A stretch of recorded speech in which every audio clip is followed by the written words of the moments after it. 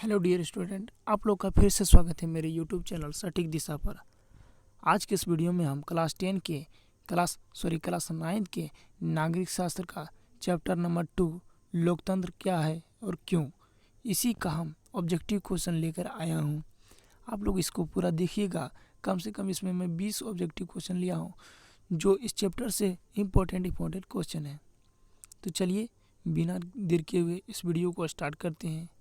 यह चैप्टर बहुत ही मज़ेदार है।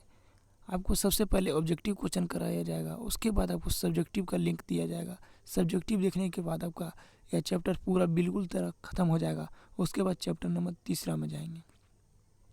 तो चलिए सबसे पहले दूसरे चैप्टर जिसका नाम है लोकतंत्र क्या है, ठीक है, इसका MCQ क्वेश्चन यानी वस्तुनिष्ठ क्वेश्चन ऑब्जेक्टिव क्वेश्चन करने वाला हूँ। पहला क्वेश्चन है कि मुख्य निर्वाचन आयुक्त का कार्यकाल कितने वर्ष का होता है। सबसे पहले हम आपको बता दें कि मुख्य निर्वाचन आयुक्त क्या होता है। मुख्य निर्वाचन आयुक्त उसी को कहते हैं जो हमारे पंचायत में, हमारे राज्य में चुनाव करवाता है, ठीक है, चुनाव करवाता है।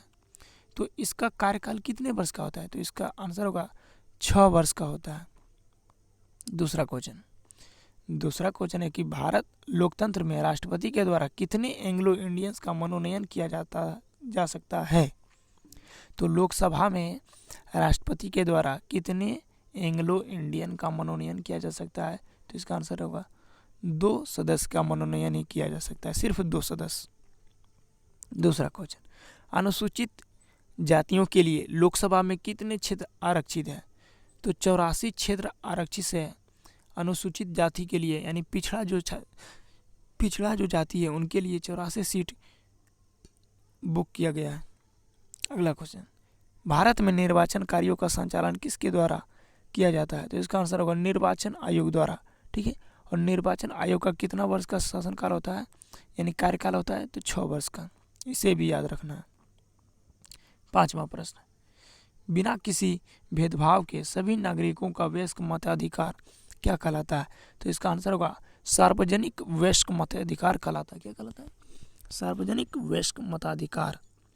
दूसरा क्वेश्चन, भारत में प्रथम आम चुनाव कब हुआ, तो 1952 ईस्वी में भारत में प्रथम आम चुनाव हुआ था।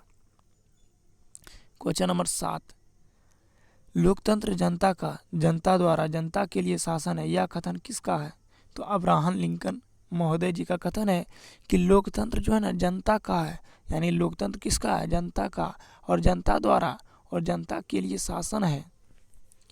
इस कथन को बोलने वाले व्यक्ति थे अब्राहम लिंकन। चलिए 8वां प्रश्न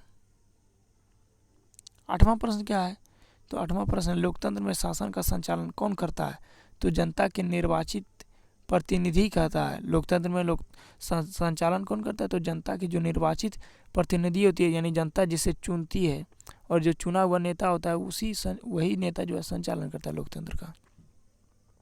अगला क्वेश्चन, डेमोक्रेसी शब्द में डेमोस का क्या अर्थ है, तो डेमोक्रेसी शब्द में डेमोस का अर्थ होता है जनता। लोकतंत्र का अर्थ क्या है, लोकतंत्र का अर्थ क्या है, तो जनता का शासन। लोकतंत्र का अर्थ क्या है, जनता का शासन अर्थ है, ठीक है। अगला क्वेश्चन नंबर 11 नंबर क्वेश्चन है कि 1917 की रूसी क्रांति ने किस लोकतंत्र को मजबूती किस लोकतंत्र को मजबूती प्रदान की, तो आर्थिक लोकतंत्र को मजबूती प्रदान किया 1917 की क्रांति। 12 नंबर क्वेश्चन, वर्तमान समय में विश्व के किस देश में प्रत्यक्ष लोकतंत्र है, यानी स्विट्जरलैंड में। स्विट्जरलैंड एक ऐसा देश है जहाँ पर प्रत्यक्ष लोकतंत्र का स्थापना हुआ है। अगला क्वेश्चन 13 नंबर, जिम्बाब्वे को कब अल्पसंख्यक श्वेतों के शासन से मुक्ति मिली, यानी जिम्बाब्वे में गोरों का शासन था, यानी जो गोर व्यक्ति थे, यानी श्वेत व्यक्ति थे, उसी का शासन था, लेकिन अल्पसंख्यक श्वेत से कब मुक्ति मिला जिम्बाब्वे को, तो 1980 में मिला। अगला क्वेश्चन, किस देश में सैनिक शासन है, तो कौन से देश में सैनिक शासन है, तो इसका आंसर होगा म्यांमार में। अगला क्वेश्चन, किस देश में राजतंत्र है, तो सऊदी अरब में। किस देश में, सऊदी अरब में राजतंत्र है। अगला क्वेश्चन है कि चीन की संसद को क्या कहा जाता है, तो राष्ट्रीय जन संसद, चीन का संसद का नाम क्या है? राष्ट्रीय जनसंसद। 17 नंबर क्वेश्चन है, किस देश में हमेशा कम्युनिस्ट पार्टी की ही सरकार बनती है? तो चाइना में। चाइना में एक ऐसा देश है, वहाँ पर हमेशा कम्युनिस्ट पार्टी की सरकार बनती है, मतलब कि एक ही दल की शासन बनती है सरकार।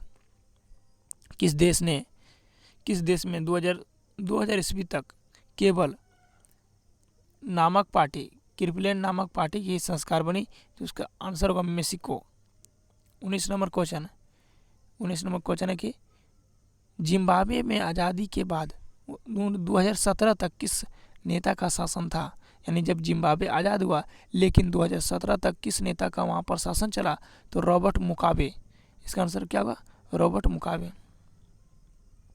देखिए यह लास्ट प्रश्न इस चैप्टर का लास्ट प्रश्न में क्या है कि अधिकारों की रक्षा कौन करता है? तो इसका आंसर होगा न्यायपालिका। तो लोकतंत्र क्या है और क्यों है, इसमें जितना भी इम्पोर्टेंट यानी VVI ऑब्जेक्टिव क्वेश्चन था उसको मैं करवा दिया हूँ। उसके बाद अब हम आपको एक अति लघुत्तरीय और लघुत्तरीय का वीडियो लाऊंगा, फिर उसके बाद दीर्घ उत्तरीय। तो यहीं पर रहने देते हैं आज के लिए, बस इतना ही। मिलते हैं नेक्स्ट वीडियो में। आप लोग कमेंट करके ज़रूर बताएं कि यह वीडियो आपको कैसे लगे। अच्छा लगेगा तो वीडियो बनाते रहेंगे, अगर आपको अच्छा नहीं लगे वीडियो तो वीडियो बनाना छोड़ देंगे, क्योंकि जब आपको पढ़ने में मन नहीं लग रहा है, क्वेश्चन आपको समझ में नहीं आ रहा है, तो वीडियो बनाने से मेरा क्या फ़ायदा। तो मिलते हैं नेक्स्ट वीडियो में, कमेंट करके ज़रूर बताइएगा।